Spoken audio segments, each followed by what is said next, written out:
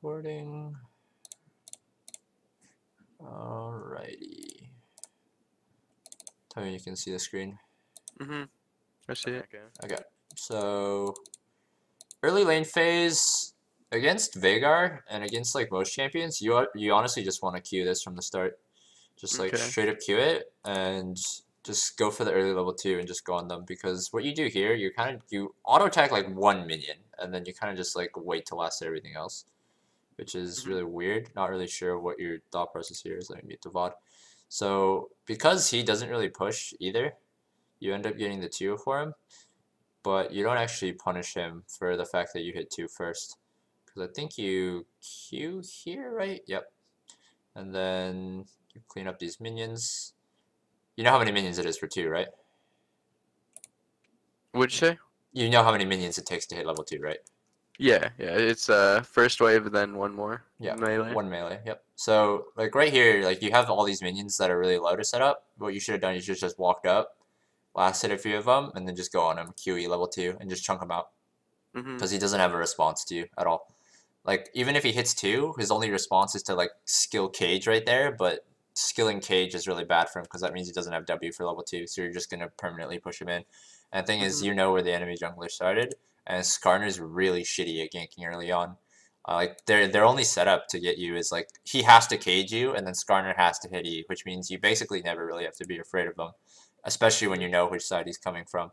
But you don't actually, like, punish the Veigar for being Veigar early on. You kind of just, like, let him farm out, and he doesn't CS very well, so you don't fall, like, you don't really lose too much. But you can be punishing him way harder than you are. This is the first stage where you could have. There's more I'll point out in a sec. Here, moving here is fine, but you should just, like, commit to checking rafters. Commit to checking rafters. You don't have to drop your ward because you know he's not coming from this side, but you should just clear the rafters to see, because if he does clear the rafters, then he's usually a bit later on the top side gank, and you can play around that. Like, if you're gonna leave, like, leaving the lane there is fine, but like, just like actually commit to like getting information, because leaving like that doesn't actually do anything for you. It's all it does is like you're faking warding, but like it doesn't really matter if you're faking a ward from that side because he's not coming from that side. Okay, so this was really odd. I thought you were getting ganked too. He just kind of walks up to you for an auto attack, so it's really scary. If that's the case though, like you think you're actually getting ganked because he's walking up like that, just walk away. Don't, like, because you'd be face checking him if anything. If he's actually there, then you're in trouble. But this is a really early timing if he was going to gank. That ward's fine. Okay, so you see Skarnoy. This is the first instance where it's like your awareness really needs a little bit of work. You don't have key, right? Like, at all? No, I don't. Is there any particular reason you don't have key? You think it's like... I'm just not used to it. Okay. Have you rebinded them, or do you just have them on, like... They're all on the F1s and stuff. Yeah. If you don't use ZX and C, I just recommend rebinding them to those. I know a lot of people use V to ping. So if you, like, the last one, usually the support, you can either leave it unbound or you can find a different key to use it on. But F-keying is really important for mid, because, like, right now, like, you don't know if, like, Volibear needs your help or not, and it takes you a long time, and I think I have to tell you to actually just, like, look at what's going on for you to actually, like, see. Like, the thing is, like, when you're a champion, like Echo, and especially when you're in a matchup like this, where you just have complete, like, dominance early on, like, your level 3 is so much stronger than Veigar's level 3. Like, if like, the Skarnoy is, like, having to run down or something, and you're not paying attention, and he gets out, that's, like, real bad. Like, you can get just, like, free kills if you're watching. And I think, like, Volibear, like, actually ends up killing Skarnoy in the long run. Like, so it works out, but, like, in a different game where your jungler is, like, the Skarnoy instead of the Volibear here, and he just ends up dying, then, like, that's... Like, if you can change that, you should want to be, like, watching for that. So it's actually pretty important. That's a really easy way to get snowballing. So, you finally do the combo on him, and, like, honestly, up until this point, I was, like, really... I couldn't even tell you played Echo, because, like, you just completely just not doing anything to him, and then you finally do the combo on him, and I'm, like, right here, and that's good. You should have been doing this at level 2. And I agree, yeah. Just, like, continue to poke him. Because the thing about this lane is, and I didn't point it out, because I didn't realize until, like, I think I asked you, like, level 4, like, does he have TP or does he have Ignite? Because if he has TP, then it's a little bit more understandable. It's still the wrong play, but I can kind of understand where you're coming from. But when you tell me he has Ignite, I'm just like, what the fuck have you been doing this whole lane? Because this is one trade on him, right? And there goes, like, all of his pots. And you have TP. Like, you're playing like you have Ignite and he has TP. Whereas it should be, like, the complete opposite. Like, You should like here. You should wait till you're 4 for sure. But the second you hit your 4 and you match his 4, so your Q's level 2, just be looking to aggress on him. Like he can't. Like the thing about Veigar, especially in this matchup, is that the only way he can get him off you is by committing his cage. And if he commits his cage, there goes his mana. And when he has no mana, you just kill him. And you end up you do solo him later because he goes in. And the thing is like, you could be doing this like you could have just like pushed the advantage like so much harder than you did because like this guy like look at all the mana he's like using just doing nothing. Like here like yeah this is exactly what you should have done like at level 2 like just force him to do that. And now he can't do anything. He's got no mana, so he has to pick between saving mana for cage if you go on him and using mana to Q. He's taking his last paw right now. And the thing is, like, you can take bad trades because you have TP. You actually don't use TP like at all this game. Yeah. Because you play in a way where you're like you play like you don't have TP. Like, do you normally play with Ignite? Not on Echo, but on like other assassins like Cat, Zed, and stuff. Okay, because like it really feels like you feel like you have Ignite this whole lane. Because like you can be taking so many trades that you just like opt out of when you're full mana. Like I get you're out of pots now, but he's also out of pots. Like I get like maybe you're kind of afraid of the Ignite, but like how's he gonna kill you with no mana? It's just not gonna happen. And here, don't ever let him go in this situation. Like. Don't let him go. No, you don't want to let him go at all. Because, like, look what's going to happen here. You're stacking a wave, right? You're stacking a wave. You got 4 fucking casters here. Your next wave is coming in. You just want to hard push this. You want to hard push this and deny him because he doesn't have TP. Like, I think this is what I asked you. Like, does he, like, yeah. That's what my thought process was. I figured let him back and then I'd hard shove the wave in and make him miss minions. No, because the thing is he can't farm this wave with no mana. Like, you just can't clear. He cannot farm the wave under the turret. Oh, okay. And the thing is, what you can do is, when he's backing here, first off, you cancel the back, and then you push the wave in, right? And it doesn't even matter if you're, like, low on mana or whatever, because what's going to happen is he has to make a hard decision, right? He either sticks around with no mana, misses half the wave, but gets all the EXP, and then bases, or he just bases and misses everything anyway, if you push it, right?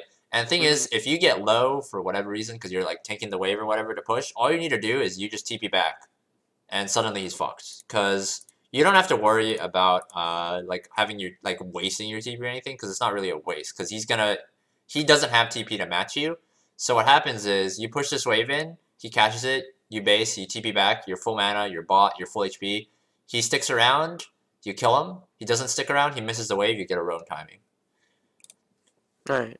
So, like, you should just be abusing the fact that you have lane priority with, like, the TP versus the Ignite. Like, you just want to be abusing that as much as you can. Because the thing is, like, he's already gonna, like, no matter what happens here, he's gonna miss minions. Like, regardless if you let him go or not. But, like, you can push your advantage so much harder if you just, like, stop his recall and then make him farm all this with no mana. Because how is he gonna last at half these with no mana? He just can't. So, you get your Revolver by. And the thing is, like, you end up, like, not using TP at all, like, this whole game, basically, like, in the lane phase. Where it's just, like, that would have been, like, a great timing to TP. Right there? No, like, if you had just, like, canceled his back and then pushed and then TP back. Oh, yeah. Because the pressure is just, like, it's huge on him. He either has to pick between, like, losing a wave and a half or sticking around with no mana and hoping you don't kill him after you've bought Revolver, which is obviously not going to happen. You're going to kill him. So... This is, you just catch wave here. And, like, same thing here. Like, you should be, like, just going, like, the second, like, you have the wave, like, evened out, like, you just won't be going on him. Like, this is a little bit more understandable because you want to wait for your 6. But, yeah, like, these are the trades you should be looking for every time. Like, just destroyed him off of one EQ combo. Yeah. This is good restraint. You don't go for the flash combo. No need to risk it at this stage. You're in a winning position in the lane. Okay, and then here, you're just... punishing him when he steps up. Good flash. Don't even risk anything. Just take the ulti out of the box because you don't know where Skarnoy is. And then you just finish off these minions. Okay, this is all fine. And then we go ward. When you have as much control as you have right here, just ward the bush itself. Because deeper it is, the better. The only reason you want to ward that is because you don't feel safe, but there's nothing to be afraid of in this instance. Yep. And... if you do have 2 wards, I guess you don't have a control. Never mind. If you did have a control, I'd say like drop it like right there, and you can use your last ward for your top side to cover yourself there. And then obviously you just grab plant here. it's fine to stay in this instance because you didn't really have anything to buy. You would have bought like blasting wand after waiting a little bit, but like that's really not that necessary. So sticking Yeah. around here is fine because you got the plan and everything, so you're good on resources. So you just let him push in here, which is okay. If you had ulti, I would definitely just push. But since you don't have ulti, you're kind of just like waiting for it to be up so you can play up again. That's fine. You're just like forcing him to come up the lane. That's good. This hits you, but it's fine. Good free damage here. And I believe you just kill him. Yeah. You just kill him here. He dies. Yep. And then you just shove this wave out. Yeah, you respect Skarnoy like way too much here. Because the thing about like he has to hit E on you to do anything. Like he can flash, but like even that's like kind of not even guaranteed because you have E. So yeah, just push this wave here. If he had 6, it'd be a different issue, but he doesn't. So okay, get all this, and boom, take your base. This is all fine, and then yeah, kind of like a map awareness thing. Like I said, you want to be watching all your lanes as you walk out of base. Yep. For your TP. This is fine. This is kind of an awkward fight. Volibear's just kind of late. I would kill Bard here, then just like back up because you see everyone coming. I guess you're just focused on the fight, but basically your ward catches Skarnoy, I believe, right here, and you chase through anyway. I just assumed you didn't see Skarnoy, yeah. Because didn't seem like you would chase if you saw him. You see him right there, and then after the Bard kill, like you should just walk away. Obviously, like meet up with your jungler because your jungler is really strong. The ulti I think is okay. You don't want to get stunned into Skarnoy ult, which is very understandable. And then you kind of just don't have anywhere to go at this point, and you just die. It's mainly just not watching the map once again. Then we're kind of just laning for a bit. Trying to recall how you get chunked here, because I don't actually remember. Okay, so he goes bottom here. You missed the ping. What? Oh, you guys. Yeah. You guys go for the gank and you get like GP ulted or something. Yeah. Okay. So last real point to touch on here, or I guess there's like 2 actually. When you have a side that's winning as hard as like your top side is winning this game, like it's like on the scoreboard it's not like huge, but like I believe I tell you to tab like right here, somewhere around here.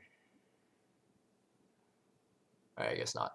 But basically, like you guys just have like full control of the top side because the Tryndamere just has pressure on the gangplank permanently, and whenever the Volibear, like you just want to be playing to whichever side Volibear's on. So if you ever get ganked, you just run to Volibear and you guys just win 2v2 because you and the Volibear are both so ahead. You don't really like play to sides. It seems like you kind of just like chill in the lane most of the time, and like that's a habit you want to get into. And another like small thing you really want to get in the habit of, instead of doing this, like you push the wave in here, right? And you realize you can't hit the turret against Skarnoy, right? So you kind of just do nothing. Like you kind of just like walk at him really menacingly. And you're like, wait, I can't hit the turret, and then you kind of just back up. But you're like kind of like still in vision. Like what you want to do is like, and this is why you want to drop your control. Like you want to control really early. You just want to drop it in one of the slide bushes, and then whenever you have the wave pushed in, but you can't hit turret, you just want to cheat to a side, and then you don't even have to commit to the roam. Like you can just like literally sit on your pink ward in the lane bush and just wait there, and they have to respect the fact that you can be roaming, and then that takes pressure off your side lanes whenever you're playing like a roam heavy champion.